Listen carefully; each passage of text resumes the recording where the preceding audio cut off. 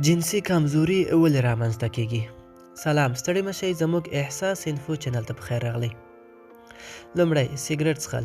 هر ډول نشهیي توکي د زړه په روغتیا باندې بد اغیزه کوي چې په هغوی کې سیګرټ هم شامل دي.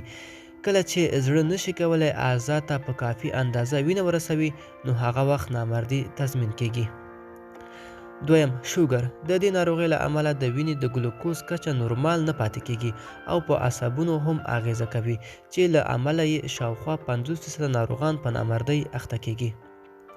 چاغوالی. چاغښت خلک د نورو ستونزو ترڅنګ د کلسترول په رنځ هم اخته کوي چې له امله یې د وینې جریان متاثره کیږي او اخر د نامردۍ سبب شي. څلورم، نورې ناروغۍ.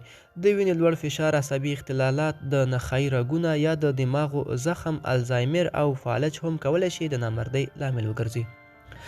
بوډاتوب. د عمر تیریدو سره ستاسې د زړه او دماغ روغتیا متاثره کیږي، له کومه چې ستاسو بدن ته د وینې رسیدنه سسته او کمزوري کیږي چې په پایله کې د نامردۍ سره مخ کیږي. ذهني فشار. ذهني فشار د نامرد کېدو یو له عامو علتونو څخه یو دی.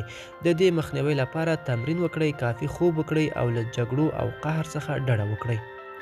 ژور خفګان. دا د ذهني فشار تر ټولو جدي حالت دی او اغیزه یې هم شدید کیدای شي.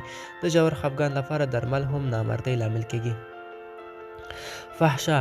په فحشا فلمونو کې ښودل کیږي غیر طبیعي او غیر حقیقي صحنې د ځوانانو په ذهنونو کې د کم ظرفیت او کمزورۍ احساس رامنځته کوي چې دا د دوی د نامردۍ لامل کیږي.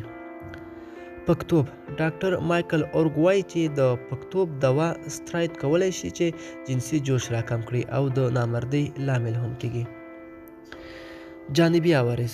د ځینو درملو په جانبي اغیزو نامردۍ هم شامل وي. په دې کې د وینې فشار درمل، انټي هایډومینز، ذهني فشار او ژور خفګان لپاره درمل شامل دي. ملګرو، دا به زموږ چمتو شوي ویډیو د لا ښکلي ویډیوګانو لپاره زموږ احساس انفو چینل سره اوسئ. تر بلې ویډیو ښې چارې.